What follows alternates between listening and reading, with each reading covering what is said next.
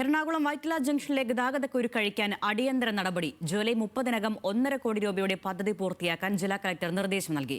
അടുത്തയാഴ്ച തന്നെ പദ്ധതിയോടനുബന്ധിച്ചുള്ള റോഡ് വികസന പ്രവൃത്തികൾ ആരംഭിക്കും.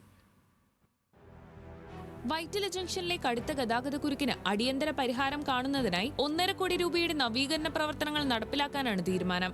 ജില്ലാ കളക്ടർ ജി പ്രിയങ്കയുടെ നേതൃത്വത്തിൽ ചേർന്ന യോഗത്തിലാണ് റോഡ് സേഫ്റ്റി അതോറിറ്റി PWDക്ക് അനുവദിച്ച തുക ഉപയോഗിച്ച് റോഡ് വികസന പ്രവൃത്തികൾ വേഗത്തിൽ നടപ്പിലാക്കാൻ നിർദ്ദേശം നൽകിയത്.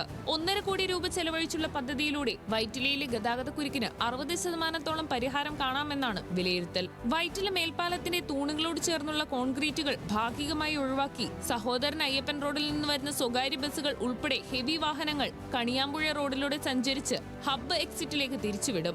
സഹോദരൻ അയ്യപ്പൻ റോഡിൽ നിന്ന് വരുന്ന കാറുകൾ ഉൾപ്പെടെയുള്ള ചെറിയ വാഹനങ്ങൾ സിഗ്നൽ കടന്ന് സ്റ്റേറ്റ് ഹൈവേയിലൂടെ കടത്തിവിട്ടുമാണ് പരിഹാരം കാണുന്നത്. ഹെവി വാഹനങ്ങൾക്ക് കൂടുതൽ ദൂരം സഞ്ചരിക്കേണ്ടി വരുമെങ്കിലും വൈറ്റില ജംഗ്ഷനിലെ ഗതാഗതക്കുരുക്കിൽപ്പെട്ടുണ്ടാകുന്ന വലിയ സമയനഷ്ടം ഒഴിവാക്കാൻ ഇതിലൂടെ സാധിക്കും.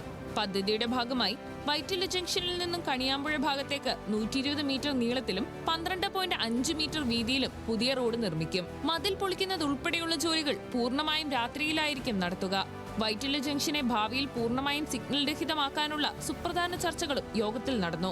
3 വ്യത്യസ്ത പ്ലാനുകളാണ് ഇതിനായി പരിഗണനയിലുള്ളത്. 3 പ്ലാനുകളും ക്രോഡീകരിച്ച് പ്രായോഗിക പദ്ധതി തയ്യാറാക്കാൻ ചൊവ്വാഴ്ച കളക്ടറുടെ നേതൃത്വത്തിൽ യോഗം ചേരും.